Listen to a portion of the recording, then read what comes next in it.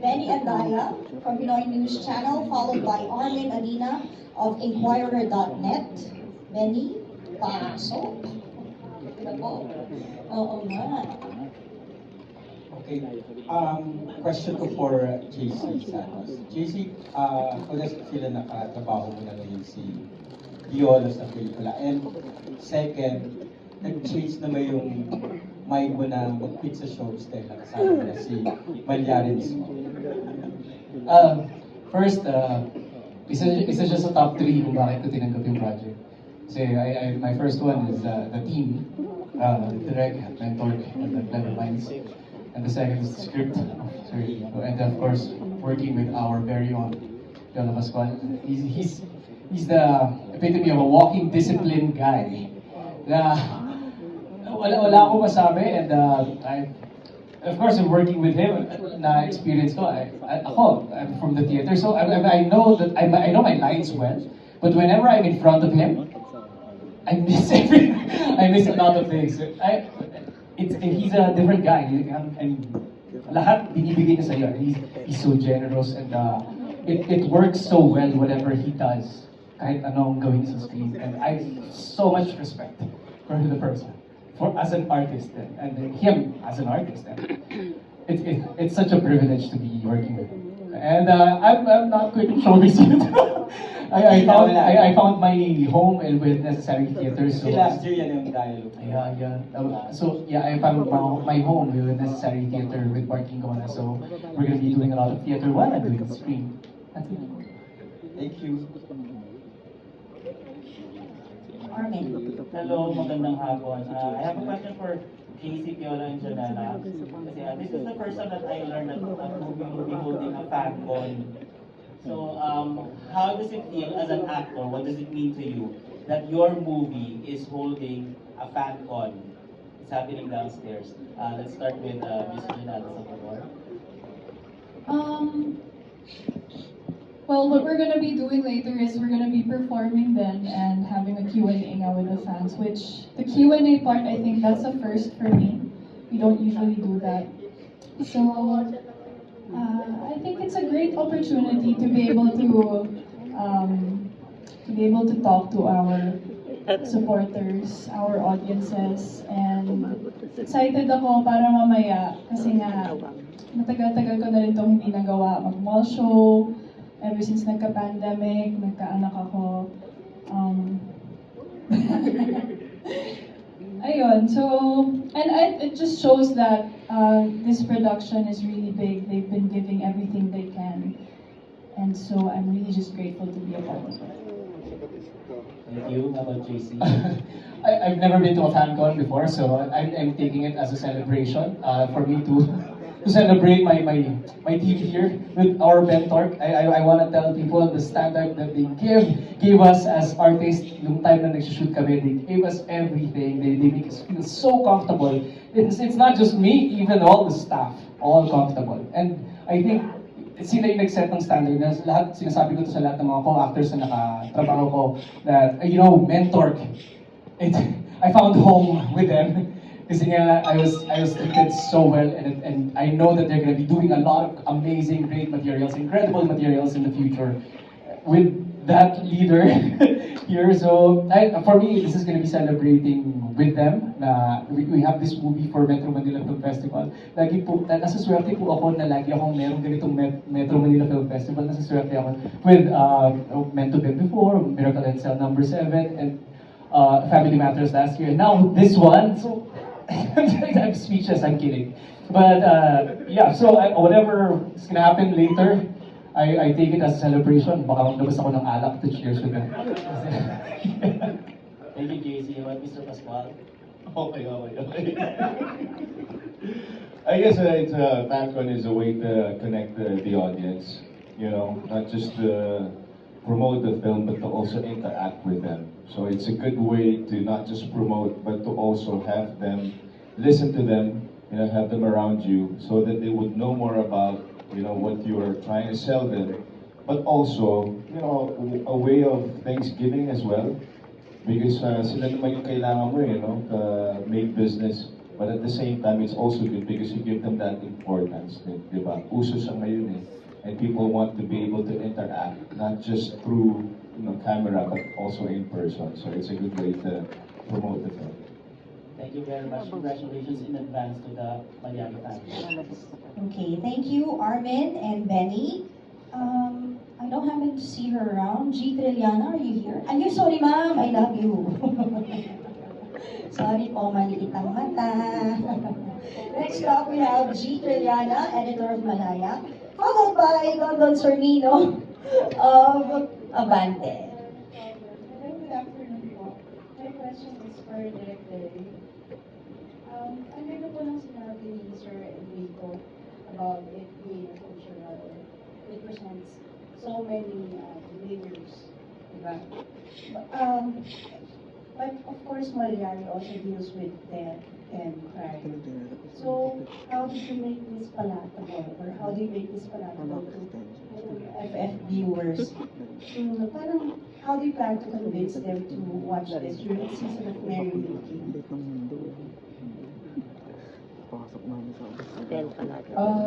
Malaking factor yung emotion. Malaking factor yung... I think it's one of the reasons kung bakit siya nasa trailer. Di ba sumpa ang magmahal? Kung bakit niya sinabi yun. Doon namin, yun yung in-inject namin na isa sa mga bago doon sa... Usually kasi di ba kapag horror, expected mo na matatakot ka, expected mo na merong, kumbaga meron talagang story na susundan. Pinasok namin yun kasi para at the same time, meron susundan naman talagang kwento na hindi lang siya nakakatakot. And then, at the same time, kaya namin sinasabi na may hirap yung script kasi yung pag-Mary ng social commentary, ng material, na hindi ka lang matatakot, na meron kang mapupulot paglabas mo. And then at the same time, that you know na this is something that could happen to you in all levels, in different levels nga lang. And then at the same time, na mag-enjoy ka kasi it's a horror movie. Kasama pa rin ang pananako. Thank you, Direk. For Janella, hi. You made that splash as Valentina. What was it in Mallari that convinced you to accept this project? To be honest with you, before I accepted this film, sabi ko sa sarili ko, parang gusto ko munang magpahinga sa horror. Kasi medyo nata-typecast na rin ako sa mga horror. My first film was Haunted Mansion, it was horror. I did Bloody Crayons, it's also a slasher film. Killer Bride, parang naging tuloy-tuloy yung horror, hindi siya nawala. And I said, gusto ko na magpahinga. But as soon as I read the script, sabi ko, this is something na hindi ko pwedeng palagpasin. It's so well written, it's very detailed. Kahit hindi mo siya, tama yung sabi ni Ms. Gloria, hindi mo siya maiintindihan fully if you just read it. But it's so detailed and beautifully written, and even up to the smallest characters, our characters, everything's well written. So, pero kinabahan ako ng slight, dahil hindi ko lang, parang kinabahan ako kasi hindi ko lang makakatrabaho dito si Papa B. Partner ko siya dito. So, kinabahan ako, pero I couldn't let it pass. So, yeah. We're sure you'll bring a different flavor naman to compared to your other Definitely. your other iterations. Thank you. Thank you. Okay, next we have Don Sornino of Abante. Ayan. Hi, Janella. Follow-up ko na rin yung question ni G. Kinabahan ka kay Piolo because... Because he's Piolo. Okay. It's just that he's accomplished so much, and Eh, pa-tribute na naman kay Piolo. yeah. Si Piolo. Hindi, pero nung nasa set na Ayun nga, kami, kumusta si Piolo? never niya pinaramdam. Never ko naramdaman yun na Piolo siya. He's actually, like I said, he's very generous. I could see him also really working hard for this role. Lahat kami dito parang we're all really just trying to portray our roles, na pantay-pantay kami. And yeah, he worked very hard for this film. Ay, Hindi yes. ko napansin, this is the year of Piolo Pascual. Diba, sunod-sunod, parang walang tigil. Okay. Nag-concert pa yan dito sa Pilipinas at sa abroad, di ba? At nag-host pa ng DNPs. Yan, para pa. Janella, ano pa rin?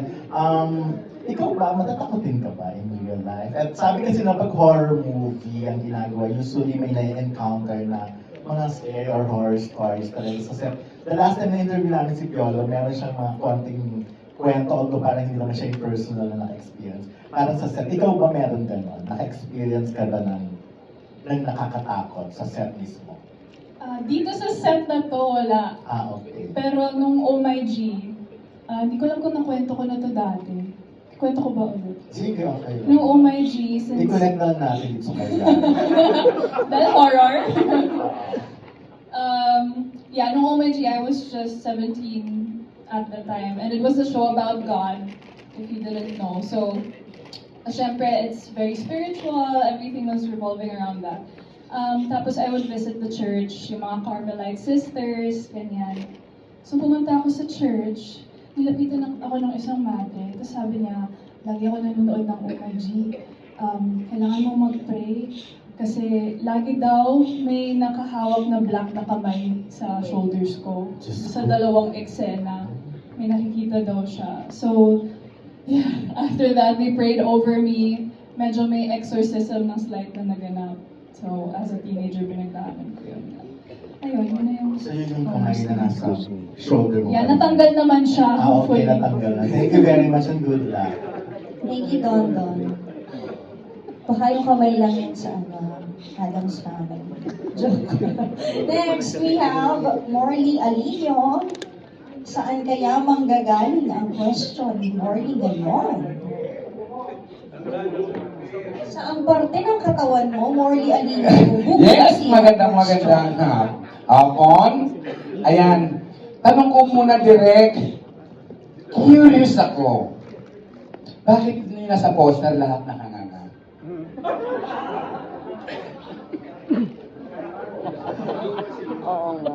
Yun. Kailangan nyo panoorin. Pero actually, sigaw yun, di ba? Sigaw. Bakit ba talagang nakanganga? Screamer. Okay, the question is this. Galing sa puso ko. Piolo, ano ang greatest fear mo sa buhay mo? Ano ang pinakatatakutan mo mangyari sa iyo? Mamatay? Bakit? Siyempre, sayang yung buhay. So you wanna live it well. And I don't wanna run out of time. So, you know, I'm just really maximizing my time here on Earth. Kasi pag nawala ka na, sayang, tapos na yung buhay mo. So that's my biggest fear. Pag nawala ka na tapos ang buhay mo, paano mo pinaghahandaan ang pag-alis mo? So kami ng ginagawa ko. Bahala na ang Diyos sa akin. Tama mo. Kay Janella. Janella, question. Ayan. Nakabahan ako. Nakabahan daw din. Question ko ay, dumating na ba sa buhay mo ang kinatatakutan mo? Wow. Nung pinanganak pa lang po ako, andun na po siya, yung nanay ko po. Bakit? Self-explanatory na po. Hindi ko na kailangan i-explain, ba't ako natatakot sa kanya. Kay Ma'am Gloria, bilang isang napakahusay na artista, bilang isang natatanging ganda, Ma'am Gloria, sa dekada na pinagdaanan po natin ito, ano po yung isang bagay na kinatakutan ninyo na nagpatibay sa inyong pagkatao? Serious ah. He's serious. Pero man naisip yan. Ito ang tinitin ko magyari. Ano ang bagay na kinakatakutan mo? Mo na nagpatibay sa'yo. Na nagpatibay sa akin. Well, I cannot think of anything because I'm still scared of many things. I mean, I was scared when I joined direct. It took me I think on the third shooting day, parang lumakas na loob ko. I'm still, every time I shoot, talagang kinakabahan ako the first few days. Kasi baka hindi ko kaya ito. I'm always thinking, ano kaya? Matras na lang ako. I'm really like that. From the first time I've ever done a movie, except my first movie, parang wala lang picnic. Pero afterwards, I realized what it is. So, every time I do a movie, I don't think any past experience can help me because I'm always kabado. That's why kasama. Marami akong kasama. Oh, how was it? Okay yun, okay yun. O, di, ganun pa rin. I'm still scared. I don't think I've experienced anything na okay na, kaya ko na ito. I'm like that. Last question kay Derek. Derek, question ko. Kumbaga sa laban, ang laban na ito ay nasa arena kayo. 10 maglalaban sa isang kompetisyon. 10 pelikula ang kailangan panoorin ng mga tao. Question. Ang daming question, ha? Ako, ha? Baka mamaya dalawa na aaway sa akin dito, ha? Sige na nga, huwag na nga. Question, Derek. Sa 10 pelikula na itatanghal sa darating na Metro Manila Film Festival, question ko, bakit kailangang unahin naming panoorin ang Mallari kumpara sa 9 na pelikula na kahain sa Metro Manila Film Festival? O, ayan na, last na yun.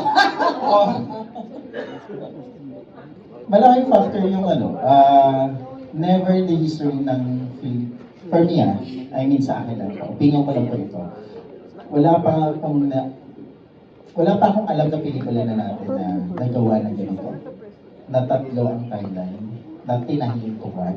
It's a horror movie, it's a social commentary, and then it's the overall theme is love. Wala, I don't know, siguro kayo, wala pa. Siguro yun yung isa sa mga laban ng Mallari.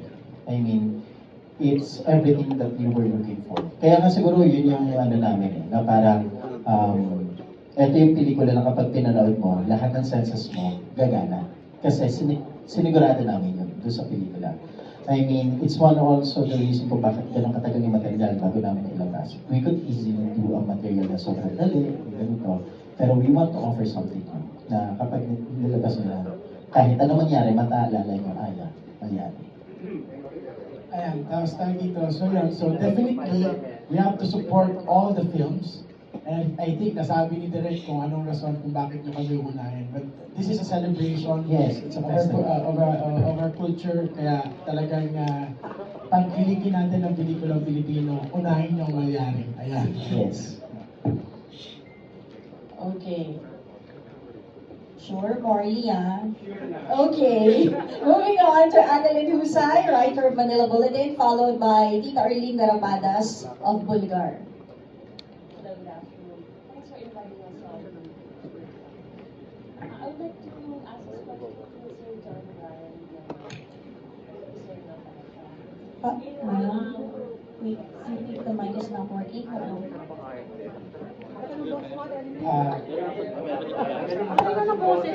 Malapit lang daw po.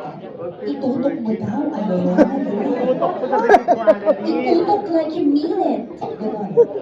Ganun pala. Yes, yes.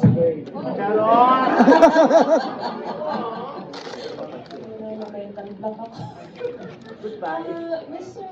John Brian, what can we expect from Report Productions after Mallari? And with your collaboration with Warner Brothers, may expected ka namin kayo to go into international projects? Actually, when I started doing film, isa lang din po yung talagang personal sa akin po. Na kung nakita nyo, narinig ko po sila lahat. Na may pagmalaki ang kulturang Pilipino in a way ng pelikula natin dito. Sarili talaga natin kultura. When I read the script, na binigay, napakagandang script na binigay sa akin. Sabi ko, mahirap din itong palampasin. Actually, nung nagsimula kami, there are a lot of non-believers because I'm new also, diba? And mahirap yung journey namin actually. Ako until now, hindi ako makapaniwala kung nasaan kami ngayon. And a lot of people now after the Warner Brothers, natutuwa po kami dahil ang dami po namin bumuhos na support. That's why. And I think isa sa pinaka, ito po yung maraming missed opportunities. It's because with these talented people, the only thing that we need to do is give them the best environment so that yung creative juices will come into fruition. And that's what Mallari was able to make. No? At napapanood po yan sa 25. And yan din ang rason kung bakit umuo ang Warner. Ano po? And that's a seal of approval. Tayo po dito, we have a unique way of storytelling tayo mga Pilipino. And definitely, that's the big dream.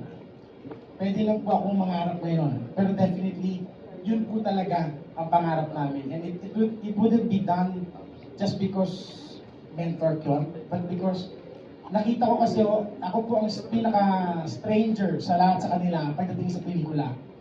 Pero nung tumapak ako sa set, yung glimmer ng mata nila, yung tawag dito, yung passion nila on doing the film, as long as you give them all the tools that they need. Ano po? Hindi po ito nagsimula na malaki dahil malaki lang trip namin, malaking production. But then, yun ang requirement ng storya. Tama po ba? So, we just made sure that they're able to deliver with everything that they need. So, nandun kami, nasa likod kami, yung mentor nasa likod kami ng lahat ng pangangailangan nila. Ayun po. Actually, hindi po din yun ganun kadali. Ang daming debate, direct. Diba? Ang daming debate. And also, syempre, nung una, hindi po talaga naniniwala. Pero, ang ginawa lang po namin is really give them the best environment. Kasi yun dapat po ibigay sa lahat po ng manlilikhang Pilipino. Ayan. Diba?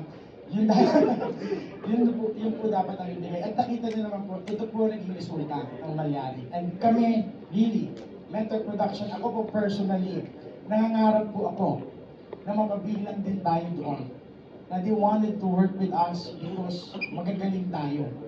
So, kung yung opportunity para ilabas ang galing ng Pilipino, kami po ang maging susi or maging umpisa, we'll be happy to play that role. And I'm very happy right now that along the way, ang dami po ngayon that's talking to us because sabi ko sa kanila, you just have to give, mahal na po ang sinihan. Pero hindi tayo dapat mag-isip backwards. Mahal ang sinihan, so ibigay natin worth it dapat.